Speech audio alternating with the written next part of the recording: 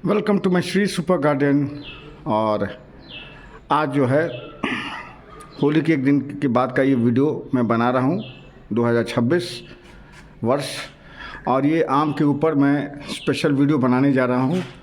और ये आप देख सकते हैं, आपके ठीक सामने ये आम का पेड़ है और कितने सारे मंजर आए हुए हैं। आप देख सकते हैं कि कहीं भी ऐसा भाग नहीं है जहाँ पर मंजर से नहीं भरा हुआ है। तो ये मेरा एक पहला पेड़ है और ये दूधिया मालदा आम का पेड़ है, इतने सारे आए हुए हैं। और ये भी देखिए, ये दूसरा आम का पेड़ है और ये है आपको आम्रपाली का, और एक कृष्णभोग का भी है, तो वो पीछे की तरफ है तो मैं दिखा नहीं सकता हूँ। तो चलिए यहाँ से स्टार्ट करता हूँ कि इतने सारे मंजर आए कैसे। तो जैसे ही बसंत ऋतु का आगमन हुआ, यानी कि 14 जनवरी के बाद जैसे होता है वो बसंत ऋतु का आगमन धीरे धीरे स्टार्ट होता है, तो प्लांट्स जो होते हैं, ये आम के पेड़ जो होते हैं, वो हार्मोन्स प्रोड्यूस करना शुरू करते हैं। और हार्मोन्स जो होते हैं ये प्रोड्यूस करते हैं, उसके फलस्वरूप क्या होता है कि इसमें फूल जो है आने लगते हैं, फूल धीरे धीरे आने लगते हैं। अब इसमें क्या है कि इसमें जब इसके फुटाव होना शुरू हुए थे तो इसमें मैंने कुछ केमिकल्स डाल के इसमें छिड़का था। और क्या क्या मैं छिड़का था मैं एक एक करके आपको बताता हूँ। तो पहला जो मैं छिड़काव किया था तो मैं फंजीसाइड में छिड़काव किया था। होता क्या है कि फंजीसाइड्स जो है वो नए जो फूल जो बनने लगते हैं तो उसमें वो अटैक करते हैं। तो इससे क्या होता है कि आम का प्रोडक्शन बहुत ही अफेक्ट होता है। तो इस पर मैंने फंजीसाइड डाला था। और दूसरा जो मैंने इसमें डाला था, इसमें कुछ इंसेक्ट्स जो लाही जो होते हैं वो गिरने लगते हैं। तो लाही को कंट्रोल करने के लिए और इंसेक्ट और पेस्ट को कंट्रोल करने के लिए क्या है कि मैंने इंसेक्टिसाइड और पेस्टिसाइड भी दिया था। तो ये जो तीनों चीज़ है वो डाला था मैंने पानी में। और फिर क्या है कि इसके न्यूट्रिशन के लिए मैं जो है इसमें NPK 19-19-19, इसमें NPK nitrogen, P for potash and K for potassium. तो ये जो तीनों है मेजर एलिमेंट्स हैं और ये बहुत ही न्यूट्रिशन में मदद करते हैं। और साथ ही मैंने इसमें सीवीड फर्टिलाइज़र भी डाला था। ये ऑर्गेनिक फर्टिलाइज़र होता है, लिक्विड फॉर्म में मैंने डाला था। और इसमें क्या होता क्या है कि इसमें मैक्रो और माइक्रो न्यूट्रिएंट्स दोनों होते हैं। तो इन सभी चीज़ों को छिड़काव जो मैंने किया, जहाँ तक कि पेस्टिसाइड वाला जो पार्ट है वो भी कीड़े को मारने वाला सारा मैं डाला था। फिर न्यूट्रिशन के लिए मैंने जो डाला, मैं अभी आपको जो बताया वो डाला था। और इसके साथ ही मैंने स्प्रेडर का भी इस्तेमाल किया। स्प्रेडर का काम क्या है? स्प्रेडर का काम क्या है कि जो आप छिड़काव करते हैं तो उसको फैलाने में मदद करता है। वो दवाई जो है वो पत्ते पर फैलाने में काम करता है।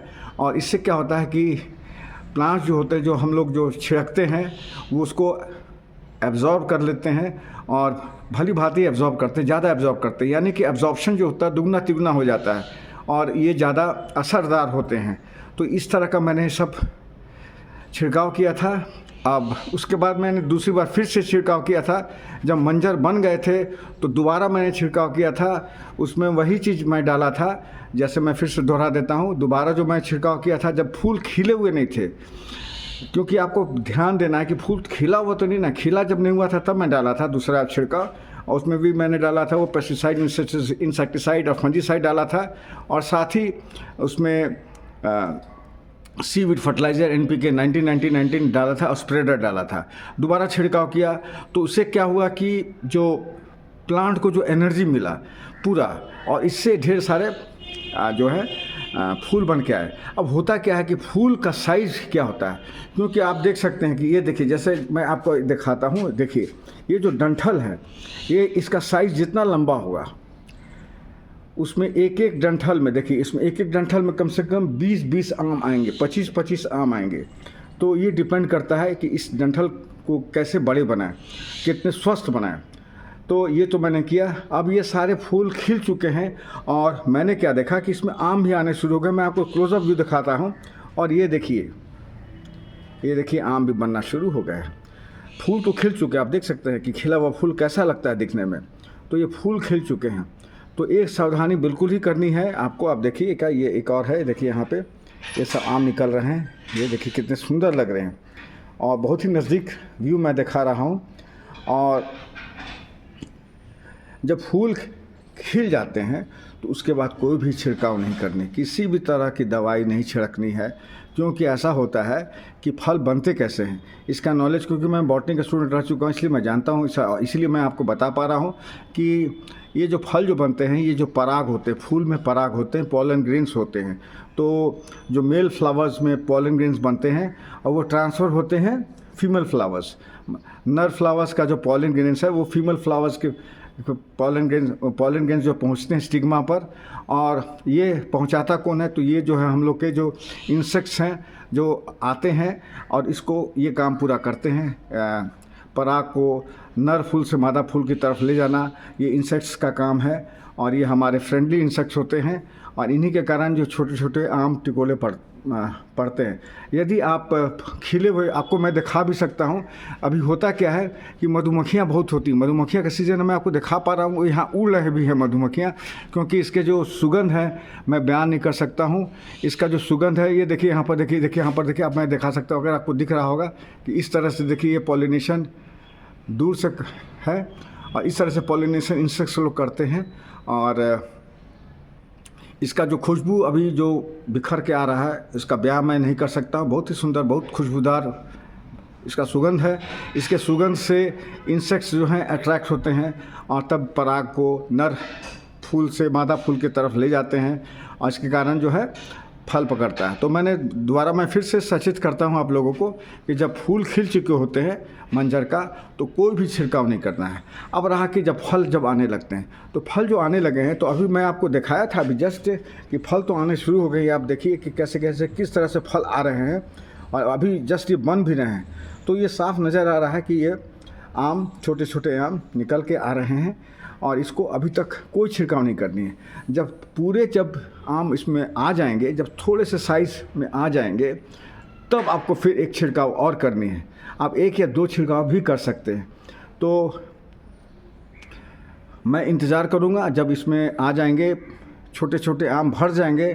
तब होता क्या है, अक्सर देखा जाता है कि जब आम का साइज़ बढ़ने लगता है तो आप देखिए कि वो आम गिरने लगते हैं। जो है बहुत से आम जो हैं वो आप देखिएगा आम के पेड़ के नीचे गिर जाते हैं। तो इस आम को यदि अगर हम लोग रोक पाएँ, बहुत हद तक रोक पाएँ, हम लोग रोक सकते हैं किसी केमिकल्स को डालने पर, वो रुक जाते हैं, बहुत रुक जाते हैं। कुछ तो गिरेंगे ही मगर बहुत रुक जाते हैं और पैदावार जो है आपका द्विगुना तिगुना चौगुना आपको पैदावार मिलेगा। तो क्या करनी है, तो आपको करनी क्या है कि जब आप आम पर जब आगे आ जाएंगे तो उसमें जो है आप फिर से इंसेक्टिसाइड और पेस्टिसाइड उसमें तो डालेंगे ही, और उसमें आप वही सीवीड भी डालेंगे और NPK भी डालेंगे, क्योंकि एनर्जी देना है। और एनर्जी देने ये सब जो चीज़ डालेंगे तो आम का जो आकार होता है, आम का साइज़ गिनती में तो नंबर्स में तो बढ़ेंगे ही, बल्कि उनका आकार भी ज़्यादा बड़ा होगा, साइज़ बड़े बड़े बन के आएंगे।